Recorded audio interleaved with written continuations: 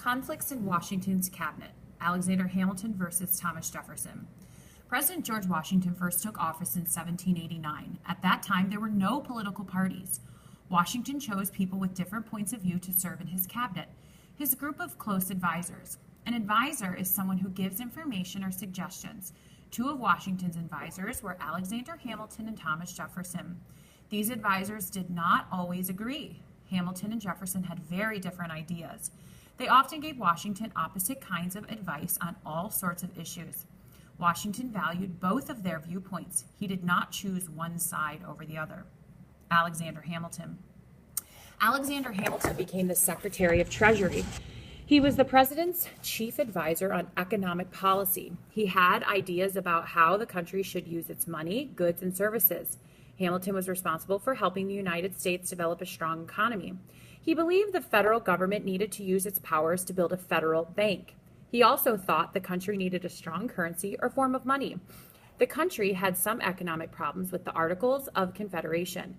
Hamilton wanted to fix those problems. He believed the country needed a single national economic system. A financial system is the way a government uses its money. Hamilton believed that power in the hands of the separate states was dangerous. Thomas Jefferson. Thomas Jefferson was Washington's Secretary of State. He was Washington's chief diplomat. A diplomat represents his or her country in other countries. Jefferson was also the chief advisor for dealing with other countries. Did the country need a central economic power? Jefferson and Hamilton disagreed. Jefferson thought it was too much like the British rule. The colonists had revolted against this type of central power. Jefferson said that having no more federal power over the economy was not good for the people. He feared that the people of wealth and privilege would control too much power. They would place their interests above the rest of the country. He feared that more federal power would take away people's liberties. Competing views on voting.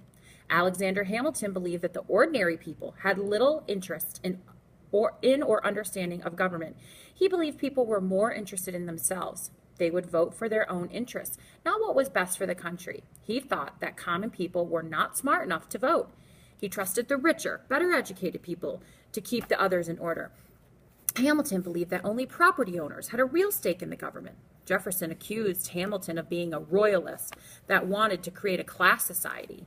In this type of society, some groups are more powerful and have more benefits than others. Thomas Jefferson wanted to give voting rights to all who had a permanent intention of living in the country. Whoever intends to live in a country must wish the country well and has a natural right of assisting in the preservation of it. This included landowners. It also included those who had lived in the country for a certain amount of time or had started a family or business. Jefferson thought that all people should make decisions about their nation and their leaders. Jefferson also did not trust the rich to make decisions about everyone's liberty.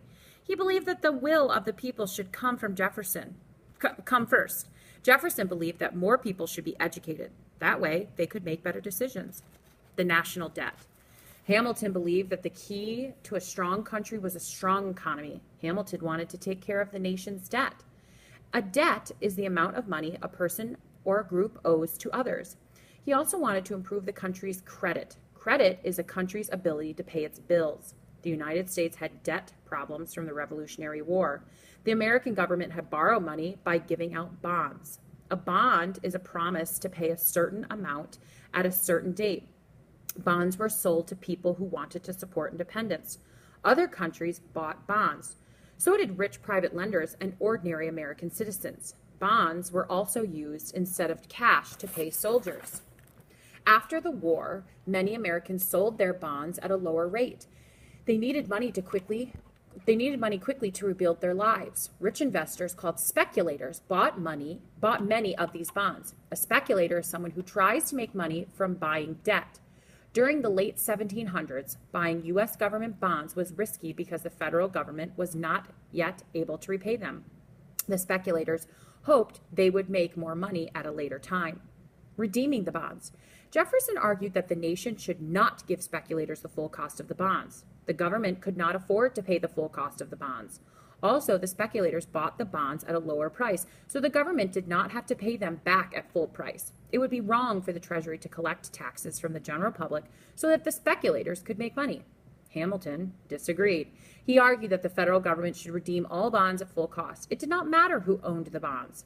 Hamilton also thought that the federal government should pay off the states' debts from the Revolutionary War. He believed this would help earn the federal government greater trust. The government needed this trust both within the country and worldwide. In Hamilton's mind, earning financial trust would help the economy grow. Then it would be easier for the government to borrow money in the future. Views on economy. Hamilton wanted the federal government to help manufacturing and banking all over the country. Part of his plan was to build roads, bridges, and canals. This would help the transportation of people, raw materials, and manufactured goods. Jefferson was against federal spending on transportation. He thought it would not help most of the people. Jefferson wanted the government to support the independent farmers. He did not want to support bankers and business people in the cities, raising money to pay the debt. Tariffs. How is the federal government going to raise the money to pay off the national debt? How would it pay off the state debts? How would it pay for transportation projects? Hamilton convinced Congress to start an import tariff in 1789. Congress increased the tariff in 1790 and again in 1792. An import tariff is a tax on goods brought into a country for sale. Import tariffs were supported by the mercantilist theory. This idea said that economic success depending on keeping a good balance of exports over imports. A high tariff on imports brought in money.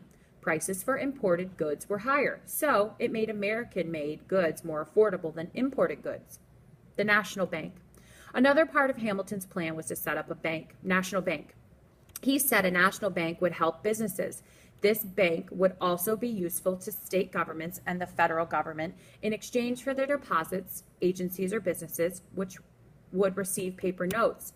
These notes would be given out and supported by the bank. Bank notes would then be used as money. Implied power in the Constitution.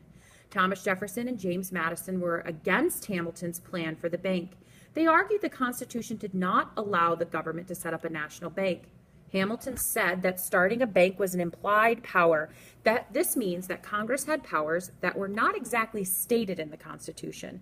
Hamilton was referring to the necessary and proper clause in Article 1, Section 8.